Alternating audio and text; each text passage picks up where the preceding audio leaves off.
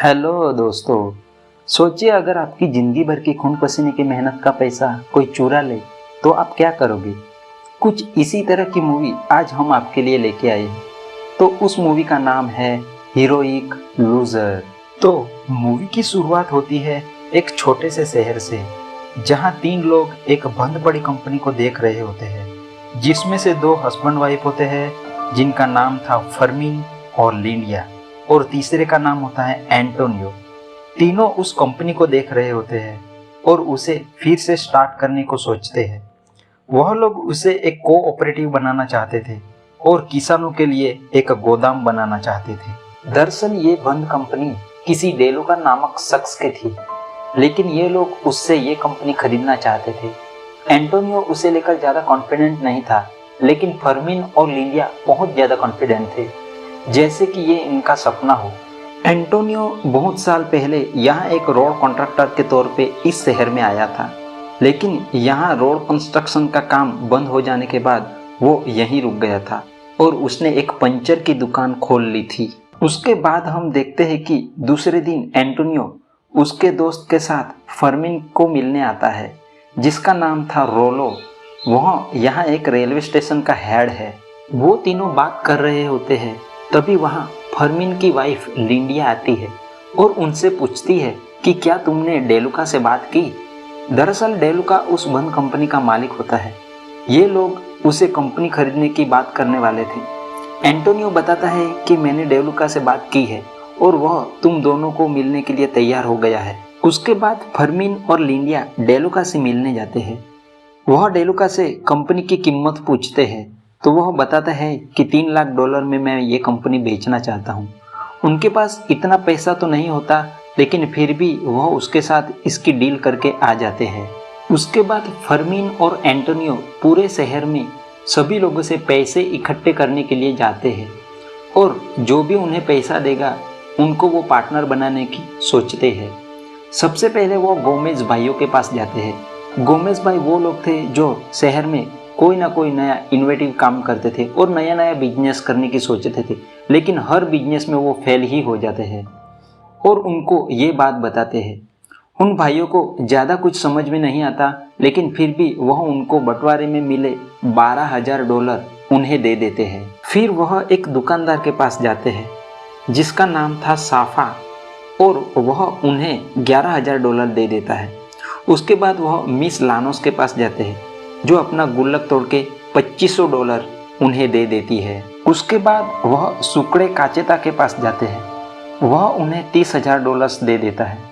फिर उन्होंने अपने अपने पैसे ऐड किए, जिसमें रोलो ने $6,000, एंटोनियो ने $7,000 और फर्मिन और लिंडिया के $15,000।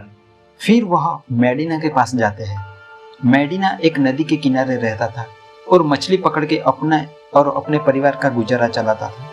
दरअसल बारिश में नदी में ज़्यादा पानी आ जाता था तो मेडिना के घर में पानी भर जाता था, जिसके कारण हर वक्त लोगों को उसकी मदद करने जाना पड़ता था।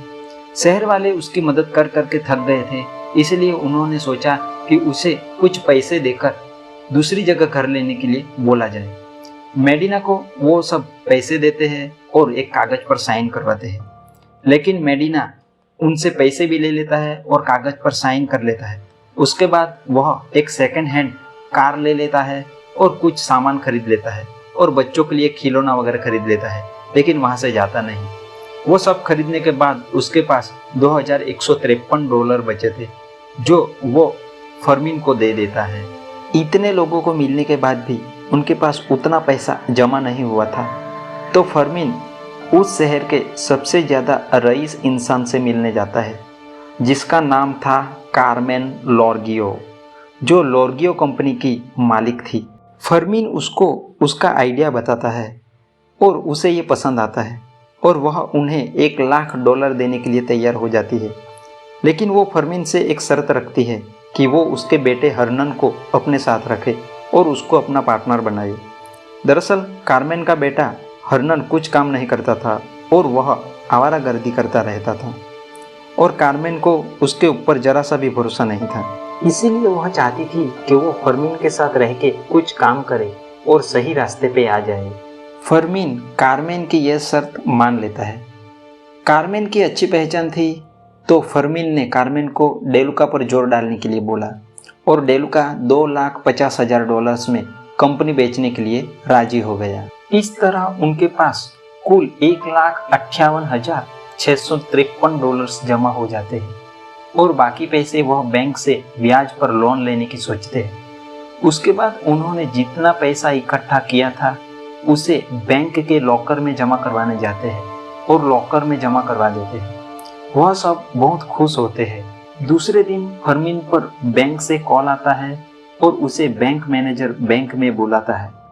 मैनेजर उसे बताता है कि बैंक अब ज्यादा चौकन्ने हो गए हैं और किसी को ऐसे ही ब्याज पे पैसे नहीं देते हैं। बैंक उनको खाते में कितना पैसा है वो देखते हैं, उसके बाद पैसे देते हैं और फर्मीन के खाते में ज्यादा पैसा नहीं होता। तो मैनेजर फर्मीन को बताता है कि आप आधे घंटे में लॉकर में जमा किया पैसा अपने खाते में डाल दो तो आपको सेंट्रल बैंक से लोन की मंजूरी में दिलवा दूंगा। तो फर्मीन उसको बोलता है कि मुझे मेरे पार्टनर से पूछना होगा क्योंकि ये पैसे मेरे अकेले के नहीं। लेकिन मैनेजर उसे बताता है कि अगर आपने अभी पैसा जमा नहीं करवाया तो आपको लोन 3-4 महीने के बाद मिलेगा, क्योंकि आज सारे बैंकों का ईयरली हिसाब होगा। तो आप आधे घंटे में पैसा डाल दीजिए। फर्मीन को कुछ समझ में नहीं आता और पार्टनर से बात करने का समय भी नहीं मिलता और वह सारे पैसे लॉकर से निकाल के अपने खाते में डाल देता है। पैसे जमा करवा के फर्मीन जैसे ही बैंक से निकल रहा होता है तभी वो दरवाजे पर एक इंसान से टकराता है। वो दोनों एक दूसरे को नहीं जानते, इसलिए वो एक दूसरे को सॉरी बोल के अपने अपने रास्ते चले जाते हैं। दूसरे दिन फर्मीन और उसकी वाइफ न्यूज में देखते हैं कि इन्होंने जिस बैंक में पैसे डाले थे उस बैंक का सारा पैसा चोरी हो गया है, जिसकी किसी को कोई खबर नहीं है। यह सुनकर फर्मीन के होश उड़ जाते हैं। ये सारी बात वह एंटोनियो को बताता है, तो एंटोनियो उसको बताता है कि इसमें तुम्हारी कोई गलती नहीं है। लेकिन एंटोनियो की तरह सारे पार्टनर्स समझदार नहीं होते। दूसरे दिन साफा फर्मीन के घर आता है और फर्मीन से झगड़ा करता है। यह सब होने के बाद फर्मीन बहुत टेंशन में आ जाता है। इतना सब होने के बाद उस रात एंटोनियो और रोलो फर्मीन को मिलने बुलाते हैं। फर्मीन और लेंडिया उनके बुलाने पर उनसे मिलने जाते हैं। वहां जाके देखते हैं कि जिस बैंक में उन्होंने पैसा जमा करवाया था उस बैंक का कैशियर भी वहां आया था। फर्मीन उसे देखकर गुस्सा हो जाता है, तो बैंक का कैशियर उसे बताता है कि मेरा इन सब से कुछ लेना देना नहीं है, इसीलिए मैं यहाँ तक आया हूँ। उस दिन जब तुम बैंक से निकले थे तो उसके तुरंत बाद बैंक मैनेजर ने मांझी को अंदर बुलाया था और मैनेजर ने वो सारे पैसे मांझी के लिए इकट्ठा किए थे। मांझी एक वकील था और उस शहर के मेयर का दोस्त था। उसके बाद मांझी ने बैंक से सारे पैसे चुरा लिए, उसमें बैंक मैनेजर भी शामिल होता है। ये सब सुन के फर्मीन और उसकी वाइफ बहुत ही टेंशन में आ जाते हैं और वह हर वक्त उसी के बारे में सोचते रहते हैं। फिर वह दूसरे दिन बैंक जाते हैं जहाँ पर उनके जैसे बहुत सारे लोग आए हुए होते हैं, लेकिन उन सबको कोई जवाब नहीं मिलता।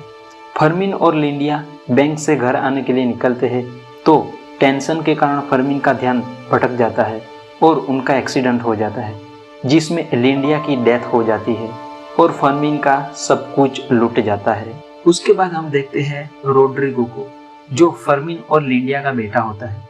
वह हॉस्पिटल पहुंचता है जो ये सब बातों से अनजान था। कुछ हफ्तों के बाद फर्मीन और उसका बेटा अस्पताल से वापस अपने घर आ जाते हैं। रोड्रिगो ने अब पढ़ाई छोड़ दी थी और अपनी डैड की हेल्प के लिए उनके साथ ही रहने लगा है। कुछ समय बाद ये बात धीरे धीरे सामान्य होने लगती है। सब लोग अपने अपने काम में व्यस्त हो जाते हैं। एंटोनियो अपनी पंचर की दुकान संभालने लगता है, लेकिन वह एक आस में बैठा रहता था कि किसी दिन उस बैंक मैनेजर और मांझी की गाड़ी का टायर पंचर होगा और वह उसकी दुकान पर आएंगे, जिसके लिए उसने अपनी दुकान में एक स्टील का डंडा रखा हुआ था जिससे उनका स्वागत करेगा। वह ऐसा ही है, कभी हार नहीं मानता। फिर एक दिन एंटोनियो और रोलो फर्मीन को मिलने आते हैं और फर्मीन को बताते हैं कि गोमेज भाइयों में से एक की बीवी, जिसका नाम एलेसिया है, वो शहर की बड़ी हॉस्पिटल में काम करती है। वह वहाँ एक मरीज की देखभाल कर रही होती है जिसका नाम सल्दाना था। उसकी हालत बहुत ही खराब थी, जो एक मजदूर था। एक दिन उसको एक आदमी मिलने आता है। उसी वक्त एलेसिया वहां आ जाती है और उस आदमी को पूछती है कि तुम उसके क्या लगते हो। तो वह उसे बताता है कि मैं सल्दाना के परिवार से नहीं हूँ। तो एलेसिया उसे बाहर बैठने को बोलती है।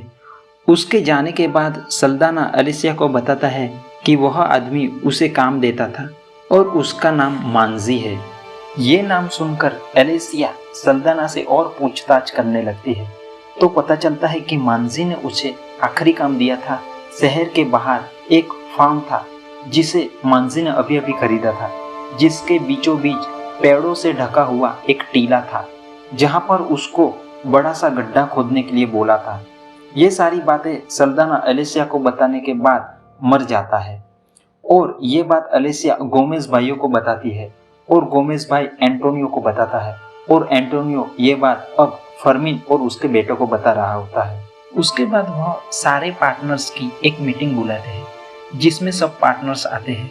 सब मीटिंग में तय करते हैं कि अगर मांजी ने वो पैसा उस फार्म में छुपाया है तो वह मांजी से अपना पैसा चुराएंगे और वह सिर्फ अपना पैसा ही लेंगे और बाकी पैसे वह दान कर देंगे। सब इस बात पर राजी होते हैं। वहां आए हुए लोगों में ज्यादातर लोग उम्र दराज और बूढ़े होते हैं और वह मांजी से नहीं लड़ सकते क्योंकि मांजी बहुत ही खतरनाक आदमी था। तो वह मांजी को पता न चले इस तरह उसका पैसा चुराने का प्लान बनाते हैं। उसके बाद वह मांजी का एड्रेस पता करते हैं और वहां रोड्रिगो को भेजते हैं ताकि मांजी पर नजर रख सके। रोड्रिगो मांजी के घर एक माली के तौर पे पेड़ पौधों को फ्री सर्विस देने के बहाने जाता है। तो वहाँ एक लड़की होती है जो मांजी की सेक्रेटरी होती है, वो उसकी देखरेख में काम करता है। उसके बाद वह सब फार्म पे जाते हैं और उस पेड़ से ढके हुए टीले के अंदर जाते हैं और कार्मेन का बेटा हर्नन बाहर नजर रखने के लिए रुकता है। वह जैसे ही अंदर जाते हैं तो देखते हैं कि जहाँ पर खड्डा बनाया गया था उसके चारों तरफ तारों की बॉर्डर बनाई थी। जैसे ही वह उस बॉर्डर को क्रॉस करते हैं तो मांजी के फ़ोन में अलार्म बज जाता है और वह तुरंत घर से फार्म की तरफ निकल जाता है। तो रोड्रिगो ये सब देख रहा होता है और वह हर्नन को उसकी जानकारी दे देता है। तो सब जल्दी से वहाँ से निकल जाते हैं। फिर मांजी जल्दी से वहाँ पहुँचता है और वहाँ हम देखते हैं कि उसने वहाँ एक बड़ा सा लॉकर लगवाया था। उस लॉकर के आसपास कोई भी आएगा तो वह अलार्म मांजी के फ़ोन में सूचना भेज देता है। उसके बाद वह सब फिर से इकट्ठा होते हैं और उस अलार्म के बारे में बात करते हैं। किसी को कुछ आइडिया नहीं था कि इसका हल क्या निकाले। तो कार्मेन का बेटा हर्नन बोलता है कि मुझे पता है कि मुझे क्या करना है। फिर वह बताता है कि हमें मांजी के डॉक्यूमेंट को चेक करना चाहिए। अगर हमें ये पता चल जाए कि उसने लॉकर किस कंपनी से लिया है और ये काम कैसे करता है तो हमें इसका हल भी मिल जाएगा और सबको उसकी बात सही लगती है। उसके बाद रोड्रिगो दूसरे दिन फिर से मांजी के घर जाता है और उसके पेपर्स चेक करता है और उसे उस कंपनी की डिटेल्स मिल जाती है। फिर हर्नन और फर्मिन उस कंपनी के मैनेजर से मिलते हैं और वो उससे लॉकर खरीदने के बहाने इस लॉकर के बारे में पूछते हैं। मैनेजर उनको बताता है कि ये बिजली से चलता है और बिजली ना हो तो बैटरी से चलता है और बैटरी 50% से कम हो जाए तो उसके बाद भी ये 2 दिन तक चलेगा, उसके बाद बंद हो जाएगा। तब तक ये आपके सामान को सुरक्षित रखेगा और आपके फ़ोन में अलार्म भेजता रहेगा। इस तरह उन्हें उस लॉकर की सारी जानकारी मिल जाती है। उसके बाद हम देखते हैं कि वो लोग फिर से इकट्ठा होते हैं। अब उन्हें क्या करना है ये तो मालूम था, लेकिन कैसे करना है ये मालूम नहीं था। इसलिए एक बार फिर वो सब अपने अपनी आइडिया लगाते हैं, लेकिन किसी का आइडिया कुछ काम नहीं आता और वो सब सोचने के लिए अपने अपने घर चले जाते हैं। फर्मिन रात को मूवी देख रहा होता है और मूवी में वो देखता है कि एक चोर चोरी करने आता है, लेकिन अलार्म बज जाता है। फिर वह चोर कुछ दिनों तक किसी को पता ना चले ऐसे ही बार बार अलार्म बजाता रहता है और फिर उस घर का मालिक उस अलार्म से परेशान होकर अलार्म बंद कर देता है। तो फर्मिन भी उस मूवी से आइडिया लेकर उस अलार्म को मांजी के हाथों बंद करवाना चाहता था। वह सबको मीटिंग में बुलाता है और यह आइडिया सबको बताता है कि हमें मांजी को इतना परेशान करना होगा कि वो खुद उस अलार्म को बंद कर दे। उसे लगना चाहिए कि अलार्म या उसकी बैटरी में खराबी आ गई है और उसके बाद अगर वह बैटरी को निकलवा दे उसके बाद हम इलेक्ट्रिसिटी बंद कर देंगे और इलेक्ट्रिसिटी न होने के कारण अलार्म खुद ब खुद बंद हो जाएगा और हम अपना पैसा चुरा लेंगे। लेकिन इलेक्ट्रिसिटी काटना इतना आसान नहीं, क्योंकि अगर उन्होंने सिर्फ लॉकर की पावर कट की तो मांझी को शक हो जाएगा। इसलिए वह सोचते हैं कि सारे शहर की ट्रांसफार्मर को उड़ा देंगे ताकि सारे शहर की बिजली चली जाए और मांझी को शक ना हो। और दूसरे दिन वह इस काम में लग जाते हैं। वह लोग उस पावर लाइन को ढूंढ लेते हैं जिससे लॉकर को पावर मिलती थी, और वहाँ बीच में एक पावर कट बटन लगा देते हैं जिससे वह लॉकर की पावर बार बार कट कर सके। और उसके बाद वह बार बार बिजली चालू बंद करते हैं और इससे बार बार अलार्म बजता रहता है। ऐसा करने से मांझी बहुत ही परेशान हो जाता है, क्योंकि वह दिन रात लॉकर को चेक करने जाता रहता था और बार बार अलार्म बजता रहता है। उसके बाद वो अलार्म के कंपनी के मैनेजर को बुलाता है।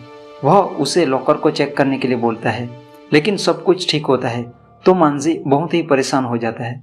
मैनेजर उसे बताता है कि इस इलाके में बिजली आती जाती रहती है, जिससे वोल्टेज के प्रॉब्लम के कारण बैटरी के सेंसर्स खराब हो जाते होंगे, तो तुम्हें बैटरी बंद करके सिर्फ इलेक्ट्रिसिटी पर अलार्म को सेट करना होगा।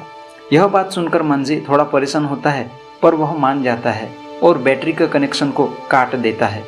इस तरह फरमीन का आइडिया काम कर जाता है और वो जो चाहता था वो हो जाता है। उसके बाद वो लोग मांझी को परेशान करते ही रहते हैं और मांझी दिन रात सो नहीं पाता, जिससे कि मांझी को भी अब लगने लगा था कि सच में अलार्म में ही कुछ खराबी है। उसके बाद फरमीन और उसके साथी एक रात को वह पैसा चुराने के लिए जाते हैं और वह सबको अलग अलग काम दे देता है। उसके बाद देखते हैं कि मांझी अपनी गर्लफ्रेंड के साथ पार्टी में मजे ले रहा होता है। इधर फरमीन और उसकी टीम पैसा चुराने पहुंच जाते हैं। रोलो और मेडिना शहर की बिजली काटने जाते हैं और एंटोनियो बुलडोजर से रास्ते में बड़ा सा खड्डा कर देता है। फरमीन उस फार्म तक पहुंच जाता है, लेकिन वह रोलो के इशारे का वेट कर रहा होता है, क्योंकि वह शहर की बिजली काटेंगे उसके बाद ही वह लॉकर खोलेंगे, ताकि मांझी को लगे कि सारे शहर की बिजली गई है और वह अलार्म पर ध्यान न दे और उसको जरा सा भी शक ना हो। इधर हम देखते हैं कि मेडिना और रोलो जो शहर का ट्रांसफार्मर डायनामाइट से उड़ाने वाले थे, लेकिन बारिश के चलते वो ऐसा कर नहीं पाते, तो वह गाड़ी में डायनामाइट रख के गाड़ी को ट्रांसफार्मर की तरफ एक्सेलरेट कर देते हैं। उसके बाद हम देखते हैं कि उन्होंने उस शहर के ट्रांसफार्मर के साथ साथ इलाके के सभी ट्रांसफार्मर को उड़ा दिया था और सभी जगह बिजली कट जाती और बड़ा सा धमाका होता है। इधर फरमीन और बाकी सभी लोग वहाँ से उस बड़े से धमाके को देख रहे होते हैं। उसके बाद वह उस लॉकर को तोड़ने लगते हैं। इधर हम देखते हैं कि मांझी के फोन में अलार्म बजता है, लेकिन वह उस पर ज्यादा ध्यान नहीं देता, क्योंकि बिजली न होने के कारण वह अलार्म बज रहा है ऐसा उसे लगता है। फिर भी वह परेशान रहता है और लॉकर के बारे में ही सोचता रहता है। उतने में उसकी गर्लफ्रेंड उसको बताती है कि सभी इलाकों में बिजली नहीं है, तो उसे शक होता है और वह बिजली विभाग में कॉल करता है। तो वहाँ से उसे पता चलता है कि किसी ने जानबूझकर डायनामाइट से ट्रांसफार्मर को उड़ा दिया है। तो वह समझ जाता है कि कोई उसका पैसा चुरा रहा है, उसीलिए वह वहाँ से तुरंत निकलता है। इधर फरमीन और उनके साथी लॉकर तोड़ देते हैं और सारे पैसे चुरा लेते हैं और वहाँ रखे सभी डॉक्यूमेंट जला देते हैं। वह सारा पैसा गाड़ी में रखने वाले होते हैं, तभी वहाँ मांझी आता हुआ दिखाई देता है। तो वह आधा पैसा हरनन को दे देते हैं और आधा पैसा अपने पास रखते हैं। मांझी उनको दूर से देख लेता है और वह उनके पास जल्दी से जाने के लिए अपनी गाड़ी को भगाता है, लेकिन बारिश के चलते उसे कुछ दिखाई नहीं देता और एंटोनियो ने जो रास्ते में बड़ा सा खड्डा बनाया था उसमें जाके वो घुस जाता है और उसकी आंखों के सामने वो पैसा लेकर चले जाते हैं। फिर दूसरे दिन सब इकट्ठा होते हैं, लेकिन हरनन वहाँ नहीं होता। वह आधे पैसे लेकर भाग गया था और कार्नोन इस बात से बहुत ही दुखी होती है। लेकिन फिर भी उनके पास आधा पैसा था, जिससे उनका पैसा उनको मिल जाता है और बाकी पैसा वह दान कर देते हैं और वहीं पर मूवी का एंड हो जाता है। तो आपको यह मूवी कैसी लगी हमें कमेंट बॉक्स में बताइए और ऐसे ही और मज़ेदार वीडियो देखने के लिए हमारे चैनल को सब्सक्राइब कीजिए। तब तक के लिए वंदे मातरम, जय हिंद।